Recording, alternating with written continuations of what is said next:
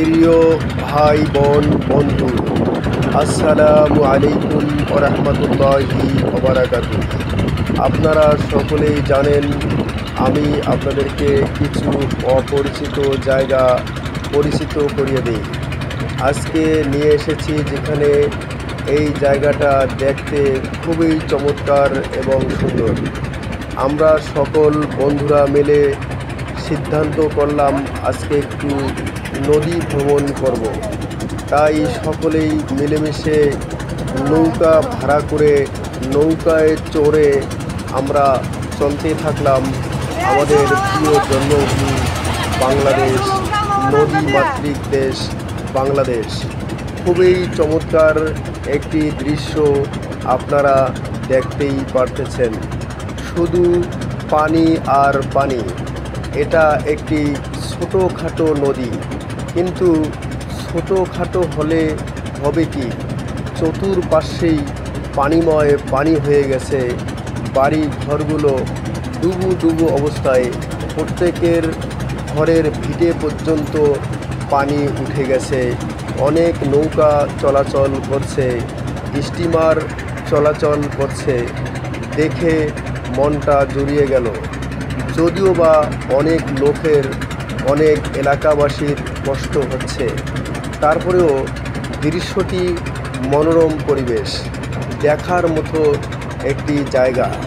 আমাদের বাংলাদেশ এত সুন্দর, আসলেই নিজের চোখে না দেখলে তা কখনোই বোঝা যায় না। যারা নদীমাতৃক দেশের বাহিরে রয়েছেন, অর্থাৎ যারা নদী দেখেননি, তাদের প্রতি একটু অনুরোধ রইল আমার, আপনারা সকলেই একবার সপরিবারে আমাদের দেশের ছোটোখাটো নদীগুলো অন্তপক্ষে একটু ভ্রমণ করুন। দেখুন কত সুন্দর পরিবেশ বিরাজমান করছে এই আমার জন্মভূমি বাংলাদেশে, যা দেখলেই আসলেই হৃদয় মন জুড়িয়ে যায়। প্রিয় বন্ধুরা আমার, আমরা আসলেই কখনো এই জায়গাটিতে আসিনি।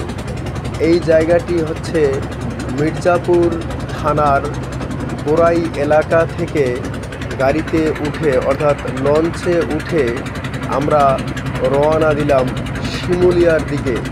এটি শিমুলিয়া গ্রামের ভিতর দিয়ে বয়ে গেছে একটি ছোট্ট নদী। টক টক করে চলছে ডিঙ্গি নৌকাগুলো, মাঝে মাঝে দেখা যাচ্ছে অনেকগুলো মাছ ধরার নৌকাও দেখা যায়। অনেক জায়গায় জেলেরা মাছ ধরার মতো কিছু হাত পাতিয়ে বসে রয়েছে। অনেক কারেন্টের লাইন এর উপর দিয়ে বয়ে গেছে, যেগুলো দৃশ্যটাকে আরও সৌন্দর্যময় করে তুলেছে। আবার চতুর্পাশে বাড়ি দেখা যাচ্ছে, যেই বাড়িগুলো একটু ব্যতিক্রমীয়।